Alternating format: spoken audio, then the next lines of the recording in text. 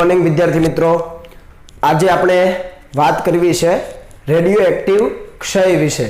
આપણે ત્રણ પ્રકારના ક્ષય વાત કરેલી મિત્રો, આલ્ફા, બીટા અને ગામા। એમાં આજનો આપણો ટોપિક છે આલ્ફા ક્ષય, બરાબર। તો એ આલ્ફા ક્ષય છે એ કયા પરમાણુમાં જોવા મળે અથવા કયા પરમાણુના ન્યુક્લિયસની અંદર જોવા મળે? તો સૌથી પહેલી માહિતી આપણને આપી જ દીધેલી છે કે ભાઈ જે તત્વનો પરમાણુ ક્રમાંક 83 કરતા વધારે છે, જેના Z નું મૂલ્ય 83 કરતા વધારે છે, એવા બધા જ ન્યુક્લિયસો પોતાનામાંથી આલ્ફા કણોનું ઉત્સર્જન કરે છે। આ વસ્તુ ક્લિયર થઈ ગઈ? ઓકે। તો એ આલ્ફા કણો છે શું ખરેખર? તો એ જો આલ્ફા કણોની મિત્રો આપણે વાત કરીએ તો એ આલ્ફા કણો છે એ હિલિયમનું ન્યુક્લિયસ છે। કોનું ન્યુક્લિયસ છે? હિલિયમનું ન્યુક્લિયસ। આવર્ત કોષ્ટકમાં જે બીજા સ્થાન પર બિરાજમાન છે એ હિલિયમનું એ ન્યુક્લિયસ છે, એને આપણે આલ્ફા કણ કહીશું। તો હિલિયમના ન્યુક્લિયસ માટે આપણે જાણીએ છીએ એને કઈ સંજ્ઞા વડે દર્શાવાય છે? 2He4, જ્યાં 2 છે એનો પરમાણુ ક્રમાંક છે અને 4 છે એનો પરમાણુ દળાંક છે। તો તમે કહી શકો કે ભાઈ આલ્ફા કણ છે જો હિલિયમનું ન્યુક્લિયસ હોય તો એના પરનો વિદ્યુતભાર કેટલો હશે ભાઈ? હા, કેમ કે ન્યુક્લિયસની અંદર કેટલા પ્રોટોન છે ભાઈ? Z જેટલા, એટલે કે 2 પ્રોટોન છે। તો 2 પ્રોટોન પરનો વીજભાર કેટલો થાય? +2E જેટલો થાય। એક પ્રોટોન પરનો +1E, બીજા પ્રોટોન પરનો પણ +1E, તો 2 પ્રોટોન પરનો વીજભાર થાય +2E। તો આલ્ફા કણ છે એના પરનો વિદ્યુતભાર થઈ ગયો +2E। સાથે સાથે એના દળની પણ મિત્રો વાત કરી લઈએ તો તમે જુઓ તો ન્યુક્લિયસમાં કેટલા પ્રોટોન પ્લસ ન્યુટ્રોન છે? 2 પ્રોટોન પ્લસ 2 ન્યુટ્રોન, એટલે કે ટોટલ 4 ન્યુક્લિયોન। તો 4 ન્યુક્લિયોનનું દળ કેટલું? એક ન્યુક્લિયોનનું દળ કોના જેટલું છે? પ્રોટોનના દળ જેટલું અથવા ન્યુટ્રોનના દળ જેટલું। તો 4 નું કેટલું થાય? તો કે 4 ટાઈમ માસ ઓફ પ્રોટોન અથવા 4 ટાઈમ માસ ઓફ ન્યુટ્રોનના દળ જેટલું આલ્ફા કણનું દળ છે। ક્લિયર છે આ વસ્તુ? એટલે વીજભાર છે +2E અને દળ છે એ પ્રોટોનના દળ કરતા 4 ગણું કહી શકીએ અથવા ન્યુટ્રોનના દળ કરતા 4 ગણું કહી શકીએ, કારણ કે પ્રોટોન અને ન્યુટ્રોનનું દળ લગભગ સમાન છે। ઓકે, તો આલ્ફા કણની આ માહિતી આને આપણે યાદ રાખીશું। ચાલો, તો આલ્ફા ક્ષય જે થાય છે, જે પ્રક્રિયામાં થાય છે, એનું આપણે એક ઉદાહરણ લઈએ મિત્રો। સર્વસામાન્ય એક ઉદાહરણ આપણી પાસે છે યુરેનિયમનું ન્યુક્લિયસ। યુરેનિયમનું ન્યુક્લિયસ જેનો પરમાણુ ક્રમાંક 92 અને પરમાણુ દળાંક છે 238, એમાંથી જો આલ્ફા કણનું ઉત્સર્જન થાય, આલ્ફા કણ એટલે શું કીધું ભાઈ? હિલિયમનું ન્યુક્લિયસ। જો આલ્ફા કણનું ઉત્સર્જન થાય તો તમે જુઓ આલ્ફા કણ છે એ 2He4 તરીકે દર્શાવ્યો તો 92 માંથી 2 ઓછા થઈ ગયા, પરમાણુ ક્રમાંક 2 નો ઘટાડો થઈ ગયો, 92 માંથી 2 ઘટી ગયા ને, તો કેટલા બચ્યા? 90। તો 90 વાળું તત્વ કયું છે ભાઈ? આવર્ત કોષ્ટકમાં થોરિયમ છે। કયું છે તત્વ? થોરિયમ। પછી પરમાણુ દળાંક જુઓ, 238 માંથી આલ્ફા કણ ઉત્સર્જાઈ ગયો તો 4 ઘટી ગયા, તો 238 - 4 તો કેટલા વધ્યા? 234। ખ્યાલ આવ્યો? બરાબર। યુરેનિયમનું ન્યુક્લિયસ છે તો એમાંથી જો આલ્ફા કણોનું ઉત્સર્જન થાય તો આપણી પાસે કયું ન્યુક્લિયસ બાકી બચે? થોરિયમનું ન્યુક્લિયસ। ક્લિયર? ચાલો, તો આ પ્રક્રિયાને આપણે કહી શકીએ આલ્ફા ક્ષયની પ્રક્રિયા। બીજી એક વાત મિત્રો કે આ જે ન્યુક્લિયસ છે જેમાંથી આલ્ફા કણોનું ઉત્સર્જન થયું, કોનામાંથી થયું? યુરેનિયમમાંથી। તો એ યુરેનિયમના ન્યુક્લિયસને આપણે કહીશું જનક ન્યુક્લિયસ। કેવું ન્યુક્લિયસ કહીશું આપણે? જનક ન્યુક્લિયસ। ખ્યાલ આવ્યો? કેમ કે એક ક્ષય પામતું ન્યુક્લિયસ છે તો એક ક્ષય પામતા ન્યુક્લિયસને આપણે કહીએ જનક ન્યુક્લિયસ। અને જે નવું ઉત્પન્ન થાય છે ન્યુક્લિયસ, ઉત્પન્ન થયેલું ન્યુક્લિયસ આપણી પાસે અહીંયા કયું છે? થોરિયમ છે। તો એ થોરિયમના ન્યુક્લિયસને આપણે કહીશું જનિત ન્યુક્લિયસ। કેવું ન્યુક્લિયસ? જનિત ન્યુક્લિયસ। જનક ન્યુક્લિયસ અને જનિત ન્યુક્લિયસ, ખાસ યાદ રાખજો આ વસ્તુ। આવું આપણે બીટા ક્ષયમાં પણ લઈશું। એટલે જે ક્ષય પામે છે એ ન્યુક્લિયસને આપણે કહીશું જનક ન્યુક્લિયસ અને ઉત્પન્ન થયેલું જે નવું ન્યુક્લિયસ આપણને મળે છે એને આપણે કહીશું જનિત ન્યુક્લિયસ। તો તમે જોઈ શકો કે ભાઈ જનિત ન્યુક્લિયસ અને જનક ન્યુક્લિયસને જ્યારે આપણે જોઈએ ત્યારે જનિત ન્યુક્લિયસનો પરમાણુ ક્રમાંક કેટલો છે? તો કે એ જનક ન્યુક્લિયસના પરમાણુ ક્રમાંકથી 2 ઓછો છે। ખ્યાલ આવ્યો? એટલે જ લખ્યું છે કે જનિત ન્યુક્લિયસના પરમાણુ ક્રમાંકમાં 2 નો ઘટાડો થાય છે। જુઓ 92 માંથી 90 થઈ જાય છે, જનિત ન્યુક્લિયસ માટે 2 નો ઘટાડો થયો।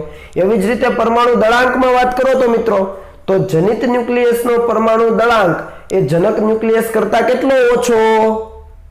યસ 4 જેટલો ઓછો 238 માંથી 234 થયું અહીંયા તો 4 જેટલો ઓછો એટલે લખ્યું કે પરમાણુ દળાંકમાં 4 નો ઘટાડો થાય છે ક્લિયર છે એટલે z માં કેટલો ઘટાડો ભાઈ 2 નો ઘટાડો અને એના મૂલ્યમાં કેટલો ઘટાડો તો કે 4 નો ઘટાડો આલ્ફા ક્ષયની કોઈ પણ પ્રક્રિયા હોય તો એની અંદર z માં 2 નો ઘટાડો થાય અને એના મૂલ્યમાં 4 નો ઘટાડો થાય ક્લિયર તો જો એવી રીતે આપણે સમજી શકતા હોઈએ તો આપણે જનરલ સામાન્ય રીતે જે પ્રક્રિયા છે એને લખી શકીએ કે ધારી લો કે આપણી પાસે કોઈ રેડિયો એક્ટિવ તત્વ હશે જેનો z કેટલો હશે 83 કરતા વધારે તો x z એ લખી શકીએ એ રેડિયો એક્ટિવ તત્વ છે એમાંથી જો આલ્ફા કણનું ઉત્સર્જન થાય આલ્ફા કણને હિલિયમનું ન્યુક્લિયસ કીધું 2He4 તો શું થાય તો 2 તો અહીંયા નીકળી ગયા તો z માં કેટલો ઘટાડો ભાઈ 2 નો ઘટાડો તો z - 2 નવું ન્યુક્લિયસ y બને છે આપણી પાસે અને એમાં કેટલો ઘટાડો 4 નો ઘટાડો તો a - 4 ક્લિયર થાય છે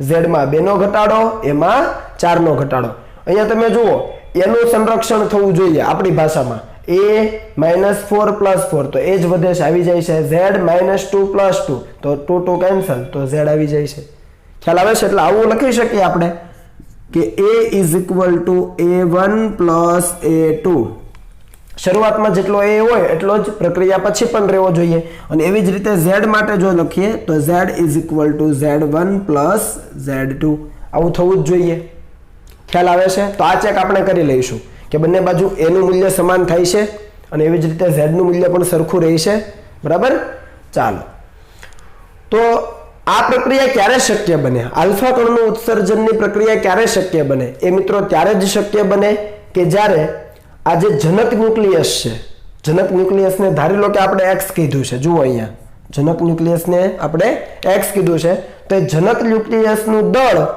એ જનિત ન્યુક્લિયસ પ્લસ આલ્ફા કણના દળના સરવાળા કરતા વધારે હોય ફરીથી રિપીટ કરું છું જનક ન્યુક્લિયસનું દળ એ જનિત ન્યુક્લિયસનું દળ વત્તા હિલિયમના ન્યુક્લિયસના દળ કરતા વધારે હોય ખ્યાલ આવે છે ઓકે તો આ જો પ્રક્રિયા હશે અથવા આ જો ઘટના થતી હશે તો અને તો જ આલ્ફા કણનું ઉત્સર્જન થશે જનક ન્યુક્લિયસનું દળ છે એ હંમેશા વધારે હોવું જોઈએ તો ઉપરની પ્રક્રિયામાં શું કહી શકો તમે કે ભાઈ યુરેનિયમનું દળ છે એ વધારે હશે કોના કરતા તો કે થોરિયમ અને હિલિયમના ન્યુક્લિયસના દળનો સરવાળો કરો એ દળના સરવાળા કરતા યુરેનિયમનું દળ છે વધારે હશે તો આ શરત લખી શકાય કે ભાઈ યુરેનિયમનું દળ છે એ થોરિયમ પ્લસ હિલિયમના ન્યુક્લિયસના દળના સરવાળા કરતા વધારે છે ક્લિયર એનો મતલબ ટૂંકમાં સમજીએ કે જનક ન્યુક્લિયસનું દળ વધારે હોવું જોઈએ ભાઈ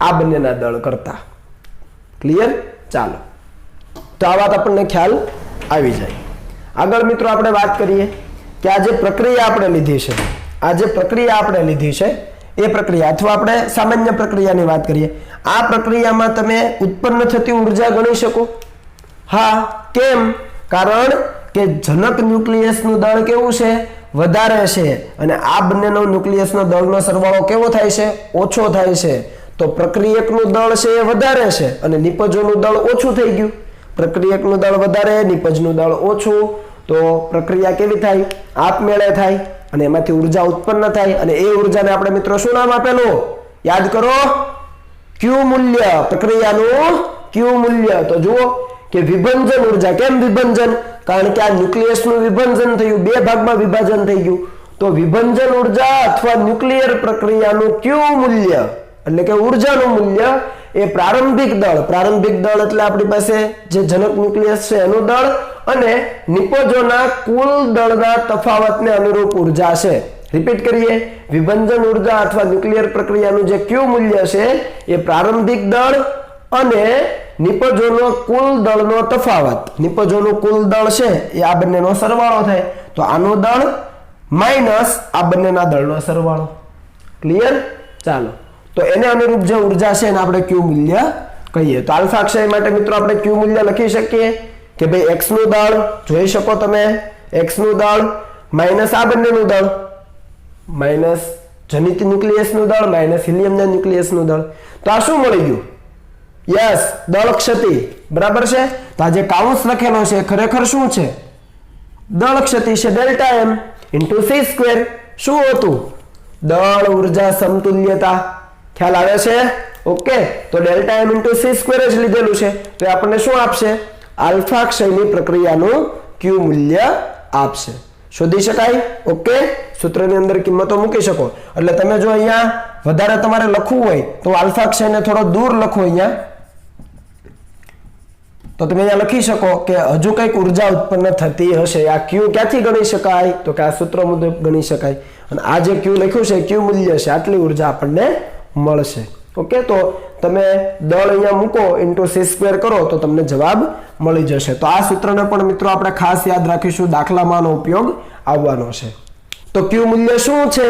તો ક્યુ મૂલ્ય એ પ્રક્રિયામાં પ્રાપ્ત થતી કુલ અથવા નેટ ગતિ ઉર્જા છે. બરાબર, કાઇનેટિક એનર્જી છે આપણી પાસે. અથવા એવું કહી શકાય કે જો મૂળ ન્યુક્લિયસ x એ સ્થિર હોય, આપણી પાસે આ જે x છે એ જો ધારી લો કે સ્થિર હોય, તો આપણે એવું કહી શકીએ કે ભાઈ આ છે એ સ્થિર છે, આને જ આપણે x કીધું છે. તો એ સ્થિર હોય તો તે નિપજોની ગતિ ઉર્જા છે. એટલે જો પ્રક્રિયક છે સ્થિર હોય તો નિપજો આપણને જે બે મળે છે એ બંનેની ગતિ ઉર્જા એટલે કે પ્રક્રિયાનું ક્યુ મૂલ્ય. ઓકે, ચાલો. તો આપણે એ પણ જાણીએ છીએ મિત્રો કે જો ક્યુ નું મૂલ્ય પોઝિટિવ હોય તો એ પ્રક્રિયા કેવી હશે? ઉષ્મા ક્ષેપક પ્રક્રિયા હશે. અને ક્યુ નું મૂલ્ય ઋણ હોય, નેગેટિવ હોય તો એ કેવી હશે? ઉષ્મા શોષક હશે. પણ આ પ્રક્રિયામાં તમે જુઓ આપણે શું કીધું છે? પ્રક્રિયકનું આ બંને આમાંથી કોઈ પણ લઈ લો, આ લઈ લઈએ. પ્રક્રિયકનું દળ છે એ નિપજોના દળના સરવાળા કરતા વધારે છે. એનો મતલબ કે mx તો વધારે જ છે આ બંનેના સરવાળા કરતા. તો આ ડેલ્ટા એમ કેવો આવવાનો? Yes, positive. અને એ પોઝિટિવ છે, સી સ્ક્વેર પણ પોઝિટિવ, તો ક્યુ કેવો આવવાનો ભાઈ? પોઝિટિવ. અને ક્યુ પોઝિટિવ છે તો ઉષ્મા ક્ષેપક પ્રક્રિયા. અને ઉષ્મા ક્ષેપક પ્રક્રિયા કેવી હોય? આપમેળે થતી હોય. ખ્યાલ આવે છે? એટલે આ જે પ્રક્રિયા છે આલ્ફા ક્ષયના વિભંજનની અથવા આલ્ફા ક્ષયના ઉત્સર્જનની, એને આપણે શું કહીશું? એ પ્રક્રિયા આપમેળે થતી પ્રક્રિયા છે. ઓકે, ચાલો આગળ વધીએ મિત્રો. અહીંયા સુધી તમારું એનસીઈઆરટી નું હતું. હવે આપણે આલ્ફા કણની ગતિ ઉર્જા મેળવી છે, કેમ કે આપણે વાત કરી ભાઈ કે ક્યુ મૂલ્ય છે એ શું છે? એ નિપજોને મળતી ગતિ ઉર્જા છે. નિપજોને મળતી ગતિ ઉર્જા છે. તો આપણને એમ થાય કે આલ્ફા કણની ગતિ ઉર્જા ગણી લઈએ આપણે. ચાલો, તો આલ્ફા કણની ગતિ ઉર્જા કેટલી હોય? તો આ ગતિ ઉર્જા ગણવા માટે મિત્રો આપણે બે વસ્તુને ધ્યાનમાં લઈશું. એક લઈશું રેખીય વેગમાનનું સંરક્ષણ અને બીજું લઈશું ઉર્જાનું સંરક્ષણ. ઓકે, તો એ પહેલા અહીંયા આપણે આવી જઈએ કે ધારી લો કે આ જે જનક ન્યુક્લિયસ છે કેવું છે? સ્થિર છે. ધારી લઈએ આપણે એવું. આ સ્થિર છે તો આનું વેગમાન કેવું ભાઈ? 0. ચાલો, થોરિયમનું જે ન્યુક્લિયસ છે એના દળને આપણે કહી દઈએ છીએ m અને એના વેગને કહી દઈએ આપણે v. થોરિયમનું જે ન્યુક્લિયસ છે એટલે કે જનિત ન્યુક્લિયસ, એના દળને m કહીએ અને એના વેગને v કહીએ. એવી જ રીતે આલ્ફા કણની મિત્રો વાત કરીએ તો આલ્ફા કણના દળને m આલ્ફા કહીએ, માસ ઓફ આલ્ફા, એટલે યાદ રહે આપણને. અને એના વેગને કહીએ v ઓફ આલ્ફા. ક્લિયર છે? જનક ન્યુક્લિયસ સ્થિર છે, જનિત ન્યુક્લિયસ છે એનું દળ m અને વેગ v, આલ્ફા કણ છે એનું દળ m આલ્ફા, વેગ v આલ્ફા. હવે આપણું કામ સરળ છે. તો આપણને આલ્ફા કણની ગતિ ઉર્જા જોઈએ. તો મિત્રો આપણે આ જે પ્રક્રિયા છે એમાં કોઈ બાહ્ય બળ તો લાગતું નથી. આ તો આપમેળે થતી પ્રક્રિયા છે. હમણાં જ આપણે કીધું ક્યુ નું મૂલ્ય પોઝિટિવ છે, આપમેળે થાય, બાહ્ય બળ ન લાગે. બાહ્ય બળ ન લાગે તો કોનું સંરક્ષણ? યસ, રેખીય વેગમાનનું સંરક્ષણ. તો રેખીય વેગમાનનું સંરક્ષણ એટલે P initial is equal to P final. પ્રારંભિક વેગમાન ઇઝ ઇક્વલ ટુ અંતિમ વેગમાન. ભાઈ પ્રારંભિક વેગમાન કેટલું? સ્થિર છે 0. અંતિમ વેગમાન, હવે અંતિમ વેગમાનમાં જુઓ બંનેના વેગ છે તો શું આવશે? આનું વેગમાન m ઇન્ટુ v અને આનું વેગમાન m આલ્ફા v આલ્ફા. તો બંનેના વેગમાનનો સરવાળો કરવો પડે. તો m ઇન્ટુ v. અહીંયા માઇનસ કેમ આવ્યો? કારણ કે બંને છે વિરુદ્ધ દિશામાં ગતિ કરતા હશે. ખ્યાલ આવે છે? બંને વિરુદ્ધ દિશામાં ગતિ કરતા હશે. જે દિશામાં થોરિયમ હશે એનાથી એક્ઝેક્ટ વિરુદ્ધ દિશામાં આલ્ફા કણ હશે. ઓકે, એટલા માટે અહીંયા મેં માઇનસ લખેલું છે. ટૂંકમાં બંનેના વેગની દિશા અલગ હશે. અને minus m alpha v alpha. ખ્યાલ આવે છે? સમજાય છે? ક્લિયર? અને એના ઉપરથી જો આપણે m v ને કરતા બનાવીએ તો આ માઇનસ વાળી ટર્મ ક્યાં આવી જાય? આ બાજુ. તો પોઝિટિવ થઈ જાય. તો આ સમીકરણ નંબર 1 મળી જાય. વેગમાનનું સંરક્ષણ ક્લિયર છે. Okay, mv is equal to m alpha v alpha. દરેક વસ્તુ તમે એમાં જાણો છો. ચાલો હવે આપણે ઉર્જા સંરક્ષણની વાત કરીએ મિત્રો. તો ઉર્જા સંરક્ષણમાં જે આપણને ઉર્જા મળે છે એટલે કે પ્રક્રિયાનું ક્યુ મૂલ્ય, એ પ્રક્રિયાનું ક્યુ મૂલ્ય શું છે? તો કે અહીંયા તો ભાઈ ન્યુક્લિયસ છે, જનક ન્યુક્લિયસ એ સ્થિર છે. તો જનક ન્યુક્લિયસ એટલે કે મૂળ ન્યુક્લિયસ એક સ્થિર હોય તો તે નિપજોની ગતિ ઉર્જા છે. નિપજો તરીકે આપણી પાસે બે ન્યુક્લિયસ છે, થોરિયમનું અને હિલિયમનું ન્યુક્લિયસ. તો આ જે પ્રક્રિયાનું ક્યુ મૂલ્ય છે શું હશે? બંને જે આપણને નિપજો મળે છે એની ગતિ ઉર્જા. તો આલ્ફા કણની ગતિ ઉર્જા શું લખાય? હાફ mv સ્ક્વેર મુજબ, half m alpha v alpha નો સ્ક્વેર પ્લસ જે જનિત ન્યુક્લિયસ છે એનું શું આવે? Half mv square. સમજાય છે? ક્લિયર?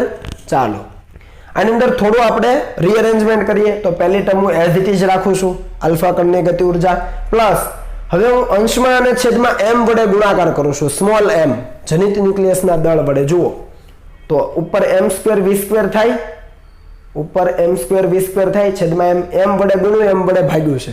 શા માટે એવું કર્યું છે? કારણ કે સમીકરણ 1 નો ઉપયોગ કરવો છે. તો તમે જુઓ પહેલી ટર્મ એઝ ઇટ ઇઝ લખી છે, પહેલી term as it is, half m as it is, m square v square શું આવે? તો m સ્ક્વેર v સ્ક્વેર કરો એટલે કે આનો સ્ક્વેર કરો તો જમણી બાજુ પણ m આલ્ફા નો સ્ક્વેર v આલ્ફા નો સ્ક્વેર થાય. તો જુઓ m સ્ક્વેર v સ્ક્વેર ની જગ્યાએ m આલ્ફા નો સ્ક્વેર v આલ્ફા નો સ્ક્વેર ક્યાંથી લખ્યું? સમીકરણ 1 પરથી લખ્યું. ખ્યાલ આવે છે શા માટે આવું કર્યું છે? ઓકે ચાલો હવે તમે આ બંનેમાં જુઓ શું કોમન છે? હાફ કોમન છે, m આલ્ફા કોમન છે, v આલ્ફા નો સ્ક્વેર કોમન છે. તો half m alpha v alpha નો square, half m alpha v alpha નો સ્ક્વેર કોમન નીકળી ગયો. તો પહેલા પદમાં શું વધે? કઈ ન વધે, 1 વધે. પ્લસ એ મૂકી દીધા છે, અહીંયાથી હાફ તમે કાઢી લીધો છે, એક m આલ્ફા હજુ વધ્યો અહીંયા, તો એક m આલ્ફા લખ્યો છે, છેદમાં m તો છે જ. કોમન કાઢવાનું છે માત્ર, half m alpha v alpha નો સ્ક્વેર કોમન, બાકીનું એઝ ઇટ ઇઝ. ઓકે છે? ચાલો આ half m alpha v alpha નો સ્ક્વેર શું કહેવાય? આલ્ફા કણની ગતિ ઉર્જા કહેવાય, જેને આપણે k આલ્ફા લખીએ. k આલ્ફા શું છે? આલ્ફા કણની ગતિ ઉર્જા. અને અહીંયા લસા લઈ લઈએ તો m પ્લસ m આલ્ફા છેદમાં m. બરાબર છે? ચાલો તો આ સૂત્ર ઉપરથી આપણે આલ્ફા કણની ગતિ ઉર્જાને કરતા બનાવી શકીએ. તો k આલ્ફા શું થશે? તો k આલ્ફા થશે q, એ q છે, ઇન્ટુ આખું પદ છે અહીંયા આવશે તો અંશ અને છેદ ઉલટાઈ જાય. k આલ્ફા ને કરતા બનાવો અને આખા પદને q ની બાજુમાં આપો તો અંશ અને છેદ ઉલટાઈ જાય. તો m upon m plus m alpha. સમજાય છે? k આલ્ફા ને કરતા બનાવો અને આ પદને q ની બાજુમાં આપી દો. ક્લિયર? ચાલો તો આ આપણને આલ્ફા કણની ગતિ ઉર્જા મળે છે. આ m કોનું દળ છે ભાઈ? થોરિયમના ન્યુક્લિયસનું દળ છે. m આલ્ફા કોનું છે? હિલિયમના ન્યુક્લિયસનું દળ છે. બરાબર છે? અથવા આલ્ફા કણનું દળ છે. તો એ બંને વસ્તુ આપણી પાસે છે, પણ આપણે એને અલગ રીતે જોઈએ મિત્રો. તો આ m આપણે વાત કરી શું છે? m છે એ થોરિયમના ન્યુક્લિયસનું દળ છે. ભાઈ થોરિયમના ન્યુક્લિયસનું દળ આપણે શું કહી શકીએ? તો કે આ અહીંયા 234 છે, પણ અહીંયા તો થોરિયમ આ પ્રક્રિયા છે એટલે થોરિયમ, પણ પ્રક્રિયા તો કોઈ પણ હોઈ શકે. તો જનરલ પ્રક્રિયા માટે આવીએ તો જે જનિત ન્યુક્લિયસ છે એનું દળ કેટલું? જુઓ કેટલું?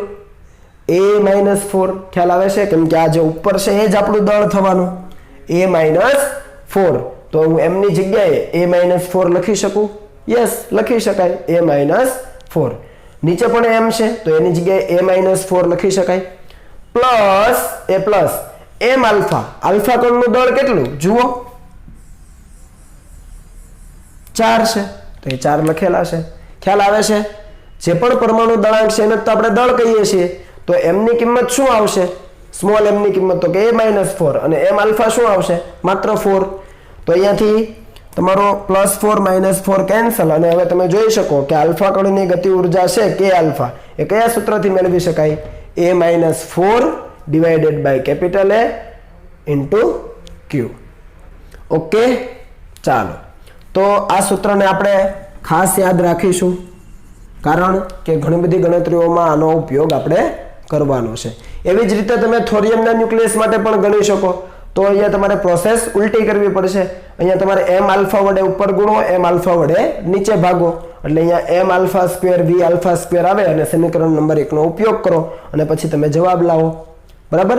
પણ મોટા ભાગે દાખલાઓમાં આલ્ફા કણની ગતિ ઉર્જા તમને પૂછેલી હોય છે, તો આલ્ફા કણની ગતિ ઉર્જા છે એ a-4/a ઇન્ટુ q. q ક્યાંથી ગણાશે? q આ સૂત્ર મુજબ ગણાશે. સમજાય છે? q આ સૂત્રથી ગણાશે. તો એ તમે ગણી શકો. એ કિંમત અહીંયા મૂકી દો અને a-4/a કરી દો એટલે તમને આલ્ફા કણની ગતિ ઉર્જા મળી જાય. ઓકે. તો એનું મૂલ્ય ક્યાંથી લેવાનું છે તમારે? એનું મૂલ્ય ક્યાંથી લેવાનું છે ભાઈ? એનું મૂલ્ય તમારે અહીંયાથી લેવાનું છે. જે પ્રક્રિયા હોય ને જનક ન્યુક્લિયસ, એનો એ લઈ લેવાનો. જે જનક ન્યુક્લિયસ છે એનો એ લઈ લેવાનો. એનું મૂલ્ય અહીંયા મૂકી દેવાનું. ખ્યાલ આવે છે? એટલે કન્ફ્યુઝ ન થતા કે એનું મૂલ્ય ક્યાંથી લેવાનું. એનું મૂલ્ય છે પ્રક્રિયામાં જે જનક ન્યુક્લિયસ છે એનો જે એ છે, પરમાણુ દળાંક છે, એ મૂકી દેવાનો છે. એટલે એની કિંમત અહીંયા મૂકી દેવાની અને આપણને આલ્ફા કણની ગતિ ઉર્જા મળી જાય. ઓકે. હવે પછી આપણે આના પછી બીટા ક્ષય ભણવાનો છે, પણ ત્યાં સુધી તમે આ સૂત્રો છે એ તમારી લેક્ચર નોટ્સમાં નોટ ડાઉન કરી રાખો.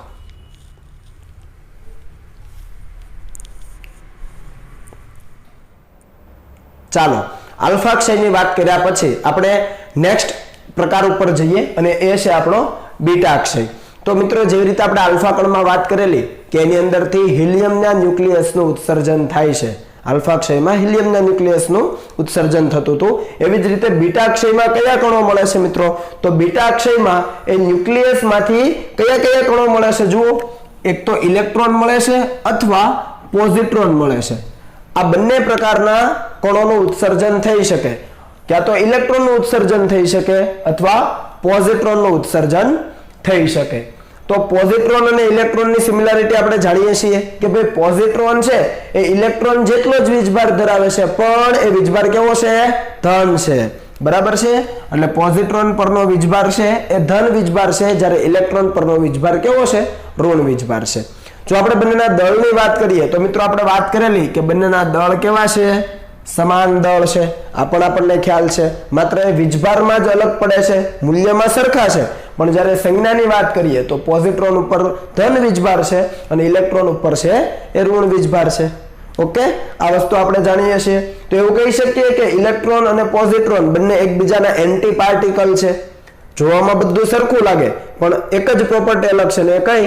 વિદ્યુત ભારમાં એક પોઝિટિવ છે, બીજો નેગેટિવ છે. એટલે આપણે એને કહી શકીએ પ્રતિકણ, એન્ટી પાર્ટિકલ. ક્લિયર?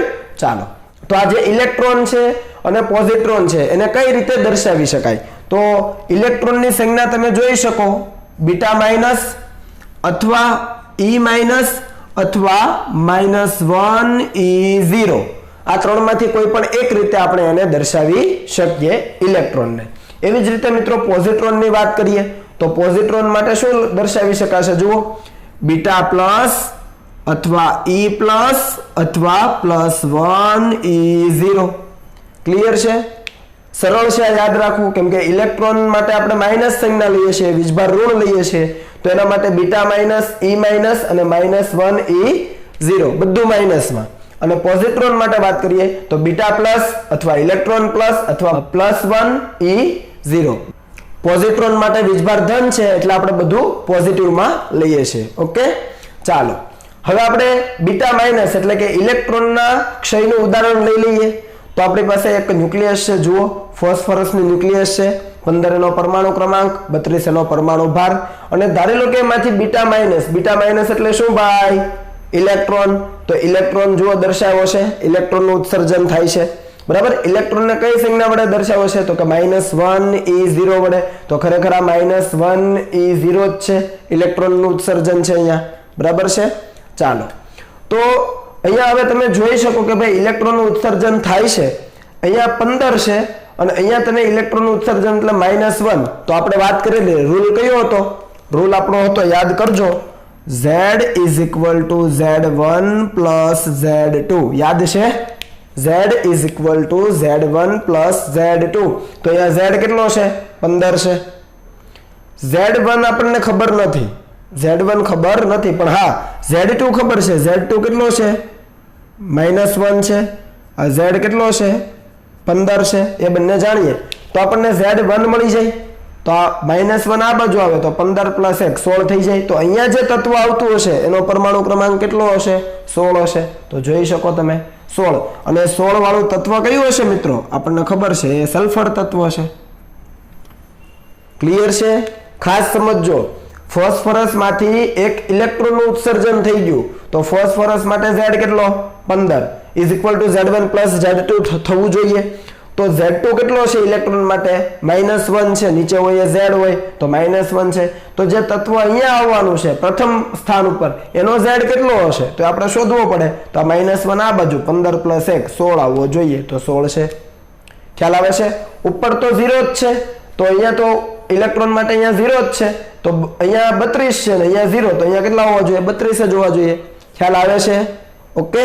એટલે તમે જોઈ શકો કે જ્યારે ઇલેક્ટ્રોનનું ઉત્સર્જન થાય છે ત્યારે પરમાણુ ક્રમાંકમાં શું થયું? 15 માંથી 16 થયું. શું થયું?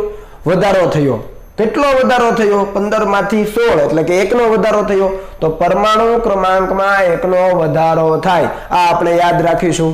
જ્યારે પણ ઇલેક્ટ્રોનનું ઉત્સર્જન થાય ત્યારે જે તે તત્વના પરમાણુ ક્રમાંક Z માં કેટલો વધારો થાય? 1 નો વધારો થાય અને આપણને નવું તત્વ મળી જાય. ક્લિયર છે? ઓકે. એવી જ રીતે તમે પોઝિટ્રોનના ક્ષયમાં આવી જાવ. જુઓ પોઝિટ્રોનનો ક્ષય. આપણી પાસે સોડિયમનું ન્યુક્લિયસ છે 11 સોડિયમ 22. હવે તમે જુઓ પોઝિટ્રોન એટલે E+ ને શું લખાય? +1 E0. તો હવે અહીંયા રૂલ બદલાઈ, જોજો, ખાસ ધ્યાન આપજો. બરાબર છે? ફરીથી Z = Z1 + Z2. અહીંયા Z કેટલો છે? 11 છે. બરાબર? તો અહીંયા લખું છું 11. ચાલો Z2 કેટલો? Z2 એટલે અહીંયા પોઝિટ્રોનનું ઉત્સર્જન છે ભાઈ. પોઝિટ્રોન એટલે +1 E0. તો Z કેટલો એના માટે? +1. તો જુઓ, ખ્યાલ આવે છે? ઓકે. તો અહીંયા જે તત્વ આવશે પ્રથમ સ્થાન પર એનો Z કેટલો હશે? તો કે 11 અને આ બાજુ 1 આવશે તો માઇનસ થશે એટલે 11 - 1. તો Z1 કેટલો થશે? પ્રથમ સ્થાનનું જે તત્વ છે એનો પરમાણુ ક્રમાંક કેટલો થશે? 11 - 1 10 થશે. તો જુઓ 10 પરમાણુ ક્રમાંક વાળું તત્વ આપણને મળી ગયું છે નિયોન. ફરીથી અહીંયા પોઝિટ્રોન છે, ઉપર તો 0 જ છે એટલે અહીંયા જ્યારે એને મૂકો તો એ 0 જ આવશે. તો 22 ના 22 જ રહેશે. પરમાણુ દળાંકમાં કોઈ ફેરફાર નહીં. સમજાય છે? ક્લિયર? તો ફરીથી જુઓ કે જ્યારે પોઝિટ્રોનનું ઉત્સર્જન થાય ત્યારે 11 માંથી પરમાણુ ક્રમાંક કેટલો થઈ ગયો? 10. ઘટાડો થયો. કેટલો ઘટાડો? 1 નો ઘટાડો. તો જ્યારે પણ પોઝિટ્રોનનું ઉત્સર્જન થાય ત્યારે જે તે તત્વના પરમાણુ ક્રમાંકમાં 1 નો ઘટાડો થાય. આ બંને વસ્તુ તમને યાદ રહેવી જોઈએ કે જ્યારે ઇલેક્ટ્રોનનું ઉત્સર્જન થાય ત્યારે Z માં એટલે કે પરમાણુ ક્રમાંકમાં 1 નો વધારો થાય અને પોઝિટ્રોનનું ઉત્સર્જન થાય ત્યારે Z માં એટલે કે પરમાણુ ક્રમાંકમાં 1 નો ઘટાડો થાય. ક્લિયર છે આ વસ્તુ? આ નિયમને આધારે તમે કરી શકો Z = Z1 + Z2. બંનેમાં આપણે એના મૂલ્યો તો 0 0 જ લઈ શકીએ. આપણો બીજો રૂલ એવો પણ હતો કે A = A1 + A2. પણ આ A2 તમે બંનેમાં જુઓ, A2 માટે જુઓ બંને 0 0 જ છે તો કોઈ ઇશ્યુ જ નથી. તો A = A1 જ થવાનું એટલે કે અહીંયા જેટલો એનું મૂલ્ય હશે એટલું જ અહીંયા આવશે. જુઓ, ખ્યાલ આવે છે? એટલે માત્ર Z માં વધારો કે ઘટાડો થાય છે, એના મૂલ્યમાં કોઈ ફેરફાર થતો નથી. અને એટલા માટે જ લખ્યું છે કે જ્યારે ઇલેક્ટ્રોનનું ઉત્સર્જન હોય અથવા પોઝિટ્રોનનું ઉત્સર્જન હોય તો ઇલેક્ટ્રોન અથવા પોઝિટ્રોનના ક્ષયમાં પરમાણુ દળાંક એ અચળ રહે છે. એના મૂલ્યમાં કોઈ ફેરફાર થતો નથી. ઓકે. ચાલો, તો આ વસ્તુ આપણે ખાસ ધ્યાનમાં રાખીશું. મિત્રો, આ પ્રક્રિયા તમે બંને જોઈ એમાં આપણે જોઈ શકીએ કે અહીંયા આપણને ઇલેક્ટ્રોનના ઉત્સર્જનમાં એક કણ મળે છે ν⁻ બરાબર છે. અને β+ એટલે કે પોઝિટ્રોનના ઉત્સર્જનમાં પણ આપણને એક કણ મળે છે ν. બરાબર? તો આ બંને કણો આપણને જે મળે છે ખરેખર શું છે? તો જે ઇલેક્ટ્રોનના ક્ષયમાં ઇલેક્ટ્રોનની સાથે આપણને કણ મળે છે એનું નામ છે મિત્રો એન્ટી ન્યુટ્રિનો. શું નામ છે એનું? Anti neutrino. એને આપણે ν⁻ તરીકે લખીશું. અહીંયા લખું, અને વંચાઈ ν⁻. આ ν એટલે ન્યુ અને 12 ને તો ઉપર આપણે લીટો કરીએ જ છે, આડી લીટી. બરાબર છે? ν⁻ એને કહીશું આપણે એન્ટી ન્યુટ્રિનો. તમારે એવું યાદ રાખવાનું કે ઇલેક્ટ્રોન ઉપર માઇનસ છે તો અહીંયા માથે 12 કરી દેવાનો ઉપર. ક્લિયર? અને એવી જ રીતે તમે પોઝિટ્રોનની વાત કરો મિત્રો તો જ્યારે પોઝિટ્રોનનું ઉત્સર્જન થાય ત્યારે સાથે સાથે ન્યુટ્રિનોનું પણ ઉત્સર્જન થાય છે. જુઓ ન્યુટ્રિનો ઉપર કોઈ પણ પ્રકારનો બાર નથી, તો ઇઝીલી યાદ રહેશે કે અહીંયા ઉપર માઇનસ છે તો અહીંયા બાર કરવાનો. તમારી સમજ માટે એવું યાદ રાખી શકો તમે. અને અહીંયા છે પોઝિટ્રોન છે તો માત્ર ન્યુટ્રિનો ઉત્સર્જિત થાય. ખ્યાલ આવે છે? તો આ એન્ટી ન્યુટ્રિનો અને ન્યુટ્રિનો શા માટે મળે છે એ આપણે અગાઉ પણ વાત કરેલી છે એકવાર કે ભાઈ એ સ્પિનનું સંરક્ષણ કરવા માટે એ ન્યુટ્રિનો અને એન્ટી ન્યુટ્રિનોનું ઉત્સર્જન થાય છે. આના માટેની બહુ લાંબી થિયરી છે પણ આપણા સિલેબસમાં નથી તો આપણે એને ડિસ્કસ નથી કરતા. ઓકે, પણ યાદ એટલું રાખજો કે ઇલેક્ટ્રોનના ઉત્સર્જનમાં એન્ટી ન્યુટ્રિનો મળે અને પોઝિટ્રોનના ઉત્સર્જનમાં ન્યુટ્રિનો નામનો કણ મળે છે. તો અહીંયા તમે જુઓ કે ન્યુટ્રિનો અને એન્ટી ન્યુટ્રિનો પણ એકબીજાના પ્રતિકણ છે ભાઈ. ન્યુટ્રિનો અને એન્ટી ન્યુટ્રિનો પણ એકબીજાના પ્રતિકણ છે. કઈ રીતે? કારણ કે વિદ્યુતની દ્રષ્ટિએ તટસ્થ છે. બંને વિદ્યુતની દ્રષ્ટિએ કેવા છે? તટસ્થ છે. એના પર કોઈ પણ પ્રકારનો વીજભાર નથી અને એનું દળ છે ઇલેક્ટ્રોનની સરખામણીમાં ઘણું ઓછું છે, એટલે કે એ અવગણ્ય છે. ઇલેક્ટ્રોનનું દળ ઓલરેડી આપણે જાણીએ છીએ એ ઘણું ઓછું છે. એના કરતા ન્યુટ્રિનો અને એન્ટી ન્યુટ્રિનોનું દળ હજુ પણ વધારે ઓછું છે, એટલે આપણે એને અવગણી શકીએ. એટલે બંને એકબીજાના પ્રતિકણ છે. બંનેની હજુ એક પ્રોપર્ટી આપણી પાસે છે કે આ બંને કણો એન્ટી ન્યુટ્રિનો અને ન્યુટ્રિનો એ બંને કણો બીજા કણો સાથે કોઈ પણ પ્રકારની આંતરક્રિયા કરતા નથી. અને માની લો કે કરે પણ છે તો એ કેવી હોય છે? નિર્બળ આંતરક્રિયા હોય છે, ખૂબ વીક આંતરક્રિયા હોય છે, જેને આપણે અવગણી શકીએ. બરાબર છે? તો એ આંતરક્રિયા લગભગ કરતા જ નથી અને એટલા માટે આપણે એનું ડિટેક્શન એટલે કે પરખ કરી શકતા નથી. જેવી રીતે આપણે ઇલેક્ટ્રોનનું કે પ્રોટોનનું કે ન્યુટ્રોનની આપણે પરખ કરી શકીએ એવી જ રીતે ન્યુટ્રિનો કે એન્ટી ન્યુટ્રિનોને આપણે સહેલાઈથી પરખ કરી શકતા નથી. ઓકે, ચાલો આગળ વધીએ મિત્રો. તો ખરેખર જે આ બંને આપણે પ્રક્રિયા ભણ્યા છીએ એ બંને પ્રક્રિયા શા માટે પોસિબલ છે? શા માટે એવું થાય છે કે અમુક પ્રક્રિયામાં છે એ ઇલેક્ટ્રોનનું ઉત્સર્જન થાય, અમુક પ્રક્રિયામાં પોઝિટ્રોનનું ઉત્સર્જન થાય? આવું શા માટે? બરાબર, તો એનું આપણે કારણ સમજીએ. પહેલા આપણે કારણ સમજીએ ઇલેક્ટ્રોનના ઉત્સર્જન માટેનું કે ભાઈ કોઈ પણ ન્યુક્લિયસ છે એ ન્યુક્લિયસમાંથી આપમેળે સ્વતઃ એટલે કે આપમેળે ઇલેક્ટ્રોનનું ઉત્સર્જન શા માટે થાય છે? તો એનું કારણ અહીંયા છે. જુઓ કે જો કોઈ ન્યુક્લિયસમાં સ્થિરતા માટે જરૂરી હોય તેના કરતા વધારે ન્યુટ્રોન આવેલા હોય, કેમ કે દરેક તત્વ છે એ દરેક તત્વનો પરમાણુ છે એનું ન્યુક્લિયસ અને એ ન્યુક્લિયસની અંદર અમુક પ્રોટોન અને ન્યુટ્રોન હોય અને પરમાણુની સ્થિરતા માટે અમુક સંખ્યાના પ્રોટોન અને અમુક સંખ્યાના ન્યુટ્રોન હોવા જરૂરી છે. પણ માની લો કે સ્થિરતા કરતા પણ વધારે, સ્થિરતા માટે જેટલા જરૂરી છે એના કરતા પણ વધારે ન્યુટ્રોન આવેલા હોય તો શું થશે? તો કે એ ન્યુટ્રોનનું શેમાં રૂપાંતરણ થઈ જાય ભાઈ? પ્રોટોનમાં રૂપાંતરણ થઈ જાય. ન્યુટ્રોનનું રૂપાંતરણ ક્યાં થાય? પ્રોટોનમાં થઈ જાય. અને કોનું ઉત્સર્જન થાય? ઇલેક્ટ્રોનનું, એટલે કે બીટા માઇનસનું ઉત્સર્જન થાય. સમજ આવે છે? રિપીટ કરીએ આપણે. ન્યુક્લિયસની સ્થિરતા માટે અમુક સંખ્યાના પ્રોટોન અને ન્યુટ્રોન હોવા જરૂરી છે. હા, પણ એ સ્થિરતા માટે જરૂરી જે ન્યુટ્રોનની સંખ્યા છે એના કરતા પણ વધારે ન્યુટ્રોન હોય તો જે વધારાના ન્યુટ્રોન છે એનું શું થાય? પ્રોટોનમાં રૂપાંતરણ થવા માંડે. એક ન્યુટ્રોનનું પ્રોટોનમાં થાય, બીજા ન્યુટ્રોનનું પ્રોટોનમાં થાય, એવી રીતે રૂપાંતરણ શરૂ થઈ જાય. અને કોનું ઉત્સર્જન થાય? બીટા માઇનસ એટલે કે ઇલેક્ટ્રોનનું ઉત્સર્જન થાય. તો તમે અહીંયા જુઓ કે ન્યુટ્રોન છે, ન્યુટ્રોનનું શામાં રૂપાંતરણ? પ્રોટોનમાં રૂપાંતરણ. તો ન્યુટ્રોનનું પ્રોટોનમાં રૂપાંતરણ થયું. હવે પ્રોટોન પરનો વીજભાર તો કેવો છે? +1. ન્યુટ્રોન પરનો વીજભાર તો 0 છે. આપણે અહીંયા લખીએ કે આના પરનો વીજભાર છે એ +1 છે, ન્યુટ્રોન પરનો છે 0 છે. તો આ તો +1 થઈ ગયો. તો 0 કરવા માટે શું થશે? તો કે પેલો બીટા માઇનસનું ઉત્સર્જન થશે. તો એ બીટા માઇનસ પરનો વીજભાર કેવો છે? -1. આપણે વાત કરી છે ઇલેક્ટ્રોન પરનો વીજભાર ઋણ છે. હવે જુઓ +1 -1 0 થઈ ગયું. વિદ્યુતભારનું સંરક્ષણ થઈ ગયું. અને જે એન્ટી ન્યુટ્રિનો મળે છે ભાઈ, એન્ટી ન્યુટ્રિનો એ તો ભાઈ વિદ્યુતની દ્રષ્ટિએ તટસ્થ છે, એના પર વીજભાર નથી. ખ્યાલ આવે છે? ઓકે, તો આના પરનો વીજભાર છે એ 0 છે.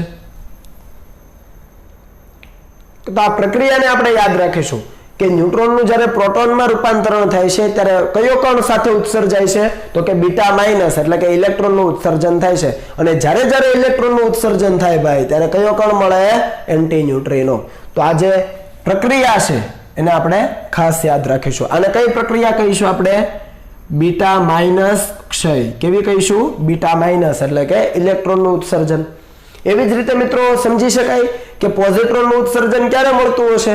તો જુઓ, કોઈ ન્યુક્લિયસમાં સ્થિરતા માટે જરૂરી હોય તેના કરતા વધારે પ્રોટોન આવેલા હોય. હવે પ્રોટોનની વાત, ન્યુટ્રોન અને પ્રોટોન અમુક સંખ્યાના હોવા જોઈએ, પણ એ સ્થિરતા માટે જેટલા જરૂરી છે એ પ્રોટોન કરતા પણ વધુ સંખ્યાના પ્રોટોન હોય તો એ વધારાના પ્રોટોનનું શામાં રૂપાંતરણ થઈ જાય છે? ન્યુટ્રોનમાં રૂપાંતરણ થઈ જાય છે. અને કોનું ઉત્સર્જન થાય છે? તો કે બીટા પ્લસ કણોનું, એટલે કે પોઝિટ્રોનનું ઉત્સર્જન થાય છે. ક્લિયર? તો પ્રોટોનનું ન્યુટ્રોનમાં રૂપાંતરણ કરવા માટેની પ્રક્રિયા કઈ છે? તો જુઓ, તમારી પાસે એક પ્રોટોન છે, એનું ન્યુટ્રોનમાં રૂપાંતરણ થયું, પ્રોટોનનું ન્યુટ્રોનમાં રૂપાંતરણ થયું, તો સાથે કયો કણ મળ્યો? પોઝિટ્રોન મળે છે. અને જ્યારે પોઝિટ્રોનનું ઉત્સર્જન હોય ત્યારે ન્યુટ્રિનો કણ મળે, તો ન્યુટ્રિનો કણ પણ મળે છે, ન્યુ. ઓકે, તો ફરીથી આપણે વિદ્યુતની દ્રષ્ટિએ ચેક કરી લઈએ કે આના પરનો વીજભાર છે +1 છે, પ્રોટોન છે, ન્યુટ્રોનનું ઉત્સર્જન થયું, પ્રોટોનમાંથી ન્યુટ્રોનમાં રૂપાંતરણ થયું, તો ન્યુટ્રોન પરનો વીજભાર તો 0 છે, 0. તો આ તો +1 છે, આ 0 છે. ન્યુટ્રિનો પરનો વીજભાર પણ કેવો છે? 0 છે. વાત કરી જ છે આપણે કે જે ન્યુટ્રિનો ઉત્સર્જાય છે વિદ્યુતની દ્રષ્ટિએ તટસ્થ છે, તો એના પરનો વીજભાર પણ 0. તો અહીંયા +1 છે, તો જમણી બાજુ પણ +1 લાવવા કયો કણ ઉત્સર્જાશે? તો એ કણ છે એ પોઝિટ્રોન છે. અને હવે આપણને પોઝિટ્રોનનું ઉત્સર્જન મળે છે, તો એ છે +1 વીજભારિત. ઓકે, ખ્યાલ આવે છે? અને જ્યારે પણ પ્રોટોનનું રૂપાંતરણ ન્યુટ્રોનમાં થાય ત્યારે સાથે સાથે છે એ પોઝિટ્રોનનું ઉત્સર્જન થશે અને ન્યુટ્રિનો નામના કણો પણ આપણને મળશે. તો આ બીજી પ્રક્રિયા પણ આપણે યાદ રાખીશું. ટૂંકમાં યાદ શું રાખવાનું છે આપણે? તો જુઓ, પ્રથમ પ્રક્રિયામાં કે ભાઈ જો ન્યુટ્રોન વધારે આવેલા હોય, ન્યુટ્રોનની સંખ્યા વધી જાય ન્યુક્લિયસની અંદર, સ્થિરતા માટે જરૂરી છે એના કરતાં પણ જો સંખ્યા વધી જાય તો એ ન્યુટ્રોનનું પ્રોટોનમાં રૂપાંતરણ થઈ જાય. જે વધારે છે, વધારે ન્યુટ્રોન આવેલા છે, તો એ ન્યુટ્રોનનું પ્રોટોનમાં થવા માંડે. ખ્યાલ આવે છે? અને જો વધારે સંખ્યાના પ્રોટોન આવેલા હોય તો પ્રોટોનનું રૂપાંતરણ ન્યુટ્રોનમાં થવા માંડે. ટૂંકમાં જે વધારે હોય એનું રૂપાંતરણ બીજા પ્રકારના કણોમાં થઈ જાય. ક્યાં તો ન્યુટ્રોનનું પ્રોટોનમાં થાય અથવા પ્રોટોનનું ન્યુટ્રોનમાં થાય. જેવી સિચ્યુએશન એવું આપણને ક્ષય મળે. તો આ ક્ષયને આપણે શું કહીશું? તો આ ક્ષયને મિત્રો આપણે કહીશું બીટા પ્લસ ક્ષય, એટલે કે પોઝિટ્રોનના ઉત્સર્જનની ઘટના. હવે બંને વસ્તુ ક્લિયર થાય છે? ઓકે, જુઓ અહીંયા તમને સમજાવું કે ભાઈ ધારી લો કે વધારે ન્યુટ્રોન હતા ન્યુક્લિયસની અંદર અને પ્રોટોનમાં રૂપાંતરણ થયું, તો શું થાય? ન્યુટ્રોનની સંખ્યા એક ઘટી ગઈ અને સામે પ્રોટોનની સંખ્યા એક વધી ગઈ. ખ્યાલ આવ્યો? એવી જ રીતે બીજો ન્યુટ્રોન છે પ્રોટોનમાં રૂપાંતરિત થાય તો ફરીથી એક ન્યુટ્રોન ઓછો થઈ ગયો અને એના બદલે કયો કણ મળી ગયો આપણને? પ્રોટોન મળી ગયો. તો તમને એવો સવાલ થાય કે સર આ ઇલેક્ટ્રોનનું શું? એ થોડા ન્યુક્લિયસમાં હોય, આ પ્રક્રિયા ક્યાં થતી હશે? ન્યુક્લિયસમાં. ખ્યાલ આવે છે? તો આ ઇલેક્ટ્રોન થોડા ન્યુક્લિયસમાં હોય તો શું થશે?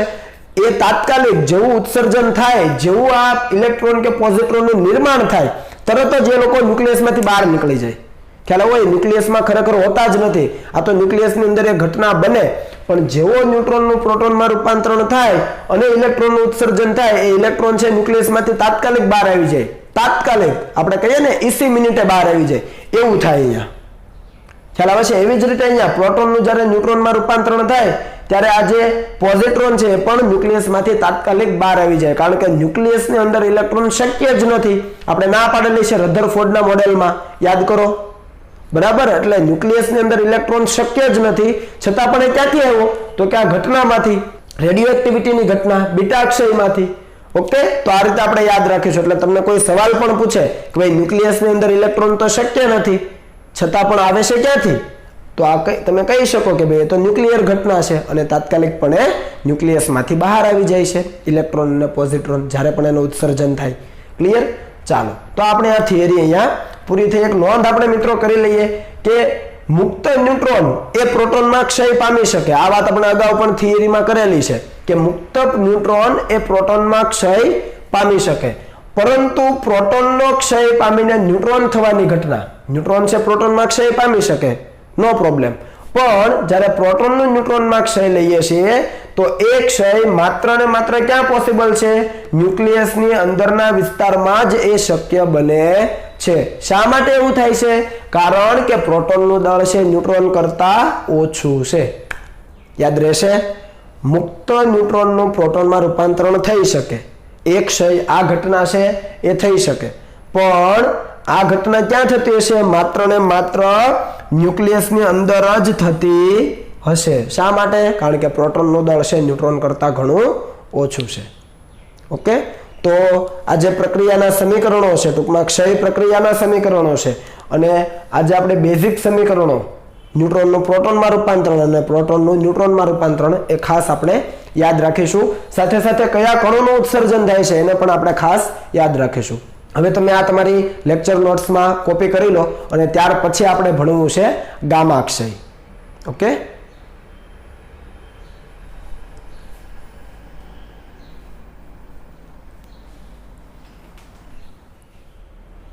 ચાલો આલ્ફા અને બીટા ક્ષયની વાત કર્યા પછી હવે ત્રીજા પ્રકારનો ક્ષય આપણી પાસે છે મિત્રો, ગેમા ક્ષય, જેને ઘણી વખત ગામા ક્ષય પણ કહેવામાં આવે છે. ગેમા અથવા ગામા ક્ષય. ઓકે, તો શરૂઆત કરીએ કે જ્યારે આપણે પરમાણુ ચેપ્ટરની વાત કરેલી ત્યારે આપણે જોયેલું કે પરમાણુ છે એ જુદા જુદા ઉર્જા સ્તરો ધરાવે છે. n=1, n=2, n=3 up to n=ઇન્ફાઇનાઇટ. એટલે પરમાણુની અંદર જુદા જુદા ઉર્જા સ્તરો છે.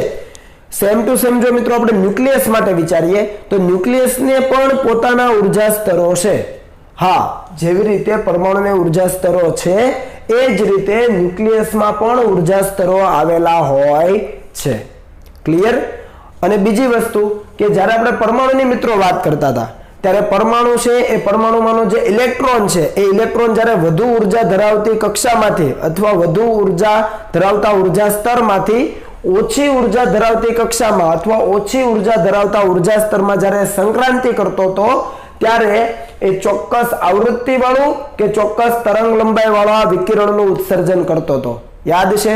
જ્યારે ઇલેક્ટ્રોન વધુ ઉર્જા ધરાવતા સ્તરમાંથી ઓછી ઉર્જા ધરાવતા સ્તરમાં સંક્રાંતિ કરે ત્યારે ચોક્કસ આવૃત્તિ વાળું અથવા ચોક્કસ તરંગ લંબાઈ વાળું આપણને વિકિરણ મળતું હતું. તો એવી જ વાત આપણે ન્યુક્લિયસ માટે કરીએ તો જ્યારે ન્યુક્લિયસ છે એ વધુ ઉર્જા ધરાવતી કક્ષામાંથી અથવા વધુ ઉર્જા ધરાવતા ઉર્જા સ્તરમાંથી ઓછી ઉર્જા ધરાવતા ઉર્જા સ્તરમાં સંક્રાંતિ કરે ને ત્યારે પણ ચોક્કસ આવૃત્તિ કે ચોક્કસ તરંગ લંબાઈ વાળું વિકિરણ ઉત્સર્જાય. સેમ ટુ સેમ છે. જેવી રીતે પરમાણુને ઉર્જા સ્તરો છે એવી રીતે ન્યુક્લિયસને પણ છે. જેવી રીતે પરમાણુમાંનો ઇલેક્ટ્રોન વધુ ઉર્જામાંથી ઓછી ઉર્જા ધરાવતી કક્ષામાં અથવા ઉર્જા સ્તરમાં સંક્રાંતિ કરે તો ચોક્કસ આવૃત્તિ કે ચોક્કસ તરંગ લંબાઈ વાળું વિકિરણ મળે. સેમ ટુ સેમ ન્યુક્લિયસમાં પણ એવું જ છે કે જ્યારે ન્યુક્લિયસ વધુ ઉર્જા ધરાવતા ઉર્જા સ્તરમાંથી ઓછી ઉર્જા ધરાવતા ઉર્જા સ્તરમાં સંક્રાંતિ કરે ત્યારે પણ આપણને ચોક્કસ આવૃત્તિ કે તરંગ લંબાઈ વાળું વિકિરણ મળે છે. ઓકે, એટલે સિમિલારિટી જ છે. ત્યારબાદ આગળ વાત કરીએ મિત્રો તો પરમાણુની અંદર જ્યારે આપણે ઉર્જા સ્તરો છે એમના તફાવતની વાત કરીએ તો આપણે જાણીએ છીએ કે એ ઉર્જાના સ્તરોનો તફાવત આપણને કેટલો મળે છે ભાઈ? ઇલેક્ટ્રોન વોલ્ટના ક્રમનો મળે છે.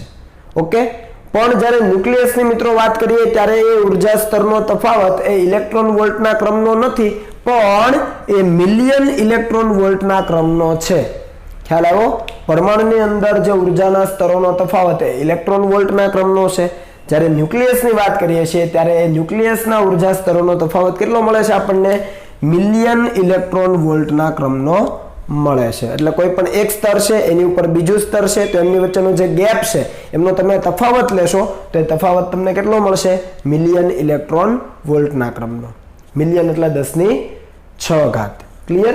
ચાલો આગળ વાત કરીએ મિત્રો કે જેવી રીતે આપણે પરમાણુના ઇલેક્ટ્રોનની વાત કરી કે એ જુદા જુદા ઉર્જા સ્તરમાં હોઈ શકે, ઉત્તેજિત અવસ્થામાં હોઈ શકે, એવી જ રીતે જ્યારે ન્યુક્લિયસ પોતાની ઉત્તેજિત અવસ્થામાં હોય તો એ ઉત્તેજિત અવસ્થામાં રહેલું ન્યુક્લિયસ એ પોતાની જાતે પોતાની આપમેળે સ્વતઃ એ ધરાવસ્થામાં આવી શકે અથવા કોઈ નિમ્ન ઉર્જા એટલે કે ઓછી ઉર્જા ધરાવતી અવસ્થામાં સંક્રાંતિ કરી શકે. અને જ્યારે સંક્રાંતિ કરે ઊંચી ઉર્જા ધરાવતી કક્ષામાંથી અથવા ઊંચી ઉર્જા ધરાવતા સ્તરમાંથી નીચી ઉર્જા ધરાવતા સ્તરમાં જ્યારે સંક્રાંતિ કરે ત્યારે એ ન્યુક્લિયસના એ બે ઉર્જા સ્તરો વચ્ચેનો જે ઉર્જાનો તફાવત છે એટલી ઉર્જાના ફોટોનનું ઉત્સર્જન થાય. કોનું ઉત્સર્જન થાય મિત્રો? એ જે બે ઉર્જા સ્તરો છે એ ઉર્જા સ્તરો વચ્ચે જે ઉર્જાનો તફાવત છે એ ઉર્જાના તફાવતને અનુરૂપ આપણને ફોટોનનું ઉત્સર્જન મળે. અને એ ઘટનાને જ મિત્રો આપણે કીધેલું છે ગામા ક્ષય. ખ્યાલ આવે છે? ટૂંકમાં ગામા ક્ષય શું છે તો જ્યારે ન્યુક્લિયસ પોતાની ઉત્તેજિત અવસ્થામાં હોય એ ઉત્તેજિત અવસ્થામાંથી જ્યારે એ નીચેની ઉત્તેજિત અવસ્થામાં અથવા ધરા અવસ્થામાં આવે ત્યારે એ એક ફોટોનનું ઉત્સર્જન કરે છે. એ ફોટોનની ઉર્જા કેટલી હોય તો કે જે બે સ્તર હતા એ બે સ્તરના ઉર્જાના તફાવત જેટલી ઉર્જા છે એ ઉત્સર્જિત થતા ફોટોનની હોય અને આ ઘટનાને જ આપણે કહીએ ગેમા ક્ષય. સિમ્પલ છે, બરાબર. ચાલો, તો આ જે ઉર્જા મળે છે, જે ફોટોનની ઉર્જા છે, શામાં હોય છે? મિલિયન ઇલેક્ટ્રોન વોલ્ટમાં. શા માટે? કેમ કે આપણે વાત કરી કે ઉર્જાના સ્તરોનો તફાવત શામાં છે? મિલિયન ઇલેક્ટ્રોન વોલ્ટમાં. તો જે ફોટોન ઉત્સર્જાય છે એની ઉર્જા પણ કેટલી થઈ? મિલિયન ઇલેક્ટ્રોન વોલ્ટની. તો આ જે ઉર્જા છે ફોટોનની ઉર્જા એ હાર્ડ એક્સરે ના વિસ્તારથી પણ ટૂંકી તરંગ લંબાઈ ધરાવે છે. આ જે ફોટોન મળે છે આપણને એની ઉર્જા છે મિલિયન ઇલેક્ટ્રોન વોલ્ટ. તો એ કોને અનુરૂપ છે? તો કે જે હાર્ડ એક્સરે છે એની જે તરંગ લંબાઈ છે એના કરતા પણ ટૂંકી. મિત્રો તમારી જાણ માટે કહી રાખું કે આ જે ફોટોન મળે છે ખરેખર ગામા કિરણો હોય છે. શું હોય છે? ગામા કિરણો હોય છે. અને ગામા કિરણોની તરંગ લંબાઈ સૌથી ટૂંકી છે, એક્સરે કરતા પણ ટૂંકી.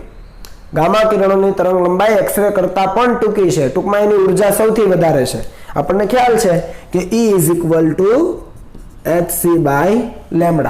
હું જ્યારે એવું બોલું છું કે લેમ્ડા તરંગ લંબાઈ સૌથી ટૂંકી છે ત્યારે એની ઉર્જા કેવી થઈ? ખૂબ વધારે થઈ. એટલા માટે જ લખ્યું છે કે હાર્ડ એક્સરે ના વિસ્તારથી પણ ટૂંકી તરંગ લંબાઈ ધરાવે છે આ ઉત્સર્જિત થતો ફોટોન. ઓકે, ચાલો. તો જેવી રીતે આપણે બીટા ક્ષયમાં ભણેલા કે ખરેખર એવું તો શું થાય છે કે આ ગેમા ક્ષય મળે છે, પેલા ફોટોનનું ઉત્સર્જન મળે છે. તો આપણે મિકેનિઝમ જોઈએ, એ પ્રક્રિયાને સમજીએ કે ખરેખરમાં શું હોય છે. તો કે જ્યારે કોઈ ન્યુક્લિયસમાંથી આલ્ફા કે બીટા ક્ષય થઈ જાય પછી કયું આપણને ન્યુક્લિયસ મળે છે? એ ન્યુક્લિયસને આપણે નામ આપેલું જનિત ન્યુક્લિયસ.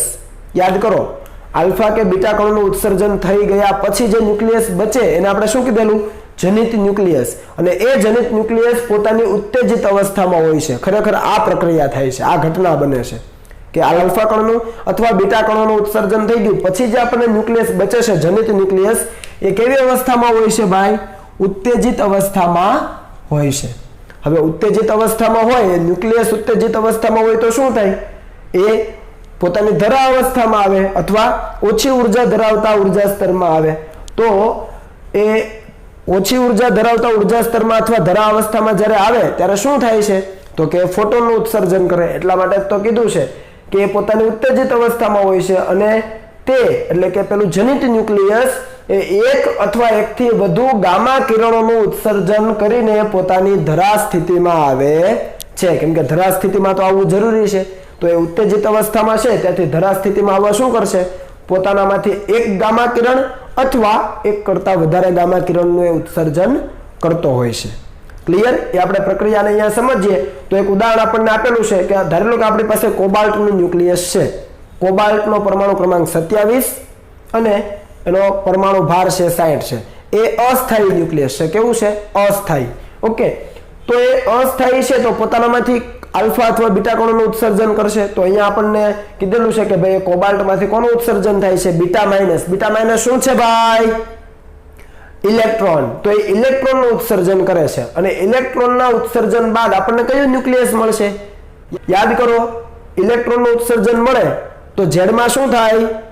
એકનો વધારો થાય. યાદ છે?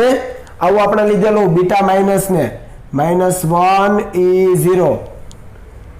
ઝેડમાં શું થાય? એકનો વધારો થાય. તો જુઓ, કોબાલ્ટમાંથી ઇલેક્ટ્રોનનું ઉત્સર્જન મળે તો જે નવું ન્યુક્લિયસ મળે છે એ કયું બની જશે? 27 માં એકનો વધારો 28 નિકલ, અને એના મૂલ્યમાં કોઈ ચેન્જ નહીં. ઓકે, તો એ નિકલનું જે ન્યુક્લિયસ છે કેવું હોય છે? ઉત્તેજિત અવસ્થામાં હોય છે. આ જે નિકલનું ન્યુક્લિયસ મળે છે મિત્રો એને જ આપણે કહીએ છીએ જનિત ન્યુક્લિયસ. ખ્યાલ આવ્યો? શું થાય છે ઘટના? કોબાલ્ટમાંથી ઇલેક્ટ્રોનનું ઉત્સર્જન થાય છે બીટા માઇનસ કણોનું, અને આપણને જે જનિત ન્યુક્લિયસ મળે છે નિકલનું એ કેવું હોય છે? ઉત્તેજિત અવસ્થામાં હોય છે. હવે ઉત્તેજિત અવસ્થામાં છે ત્યાંથી ક્યાં આવવાનું? પોતાની ધરા સ્થિતિમાં આવવાનું. તો એ ધરા સ્થિતિમાં આવે એ પહેલા અનુક્રમે કેટલી ઉર્જાના ફોટોનનું ઉત્સર્જન કરે છે? તો કે પહેલા કરે છે 1.17 મિલિયન ઇલેક્ટ્રોન વોલ્ટની ઉર્જાના ફોટોનનું અને ત્યારબાદ કરે છે 1.33 મિલિયન ઇલેક્ટ્રોન વોલ્ટની ઉર્જાના ફોટોનનું. એટલે 2 ફોટોનનું ઉત્સર્જન કરીને એ પોતાની ધરા સ્થિતિમાં આવે છે. ખ્યાલ આવે છે? અને જે ઉત્સર્જાતા વિકિરણો છે એનું નામ આપણે શું આપેલું છે? ગામા વિકિરણો, એટલા માટે તો ગેમાક્ષય નામ છે, બરાબર। તો એ પ્રક્રિયાને આપણે અહીંયા સમજીએ કે ભાઈ કોબાલ્ટનું ન્યુક્લિયસ છે, બરાબર, અને એમાંથી બીટા માઇનસ ઇલેક્ટ્રોનનું ઉત્સર્જન થાય છે। તો ન્યુક્લિયસ જે આપણને મળે છે, નવું ન્યુક્લિયસ, જનિત ન્યુક્લિયસ, એ કયું છે? નિકલનું છે। જુઓ પરમાણુ ક્રમાંકમાં 1 નો વધારો, બરાબર છે। અને આ જે ઘટના છે એને આપણે અહીંયા આકૃતિમાં દર્શાવી છે, જોઈ શકો કે કોબાલ્ટનું ન્યુક્લિયસ છે, બરાબર। એ કેવું છે? અસ્થાયી છે। એ અસ્થાયી છે તો એક ઇલેક્ટ્રોનનું ઉત્સર્જન થાય, એટલે કે બીટા માઇનસ કણોનું ઉત્સર્જન થાય, તો બીટા માઇનસનું ઉત્સર્જન થઈને શું મળશે? તો કે નિકલનું ન્યુક્લિયસ મળશે, પણ એ સ્થાયી નહીં હોય। એટલે અહીંયા જો દર્શાવું તો આ રીતે પણ લખી શકાય કે ભાઈ નિકલનું ન્યુક્લિયસ છે 60, અહીંયા 28, અને આ નિકલ, પણ એ કેવો હશે? અહીંયા હું સ્ટાર કરું છું। સ્ટારનો મતલબ શું છે? સ્ટારનો મતલબ છે ઉત્તેજિત અવસ્થા। એનો મતલબ કે કોબાલ્ટમાંથી એક બીટા માઇનસનું ઉત્સર્જન થઈ જાય છે, પછી જે નિકલનું ન્યુક્લિયસ મળે છે એ ઉત્તેજિત અવસ્થામાં છે। ઉત્તેજિત અવસ્થા માટે મેં સ્ટાર કર્યો છે તમારી સમજ માટે, બરાબર। અને ઉત્તેજિત અવસ્થામાં છે તો ધરા અવસ્થામાં આવશે, અને ધરા અવસ્થામાં આવે પહેલા એક ફોટોન અને બીજો ફોટોન, બે ફોટોનનું ઉત્સર્જન કરે, જેને આપણે ગામા કિરણો કીધા।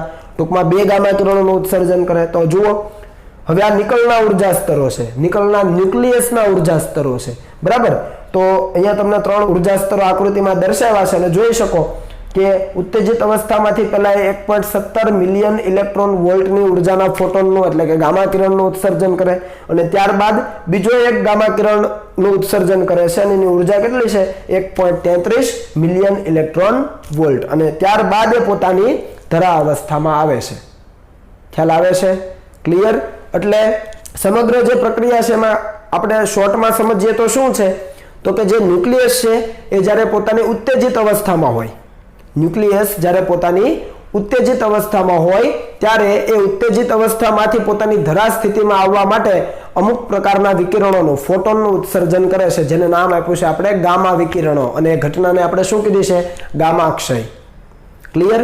તો એ જે ન્યુક્લિયસ છે ઉત્તેજિત અવસ્થામાં શા માટે હોય છે? તો એનું પણ કારણ આપ્યું કે કોઈ પણ ન્યુક્લિયસ છે આપણી પાસે અસ્થાયી, એમાંથી આલ્ફા કે બીટા કણોનું ઉત્સર્જન થઈ જાય પછી જે આપણને જનિત ન્યુક્લિયસ મળે છે એ ઉત્તેજિત અવસ્થામાં હોય। તો એ ઉત્તેજિત અવસ્થામાં હોય ત્યારથી એ ધરા સ્થિતિમાં આવવા માટે એ ગામા વિકિરણોનું ઉત્સર્જન કરતા હોય છે। ઓકે, તો આ પ્રક્રિયાને પણ આપણે યાદ રાખીશું, અને આને તમારી હવે લેક્ચર નોટ્સમાં કોપી કરી લો। અને હવે પછીના આપણા લેક્ચરમાં આપણે આલ્ફા, બીટા અને ગામાક્ષયને રિલેટેડ જે પણ દાખલાઓ છે એ આપણે કરવાના છીએ।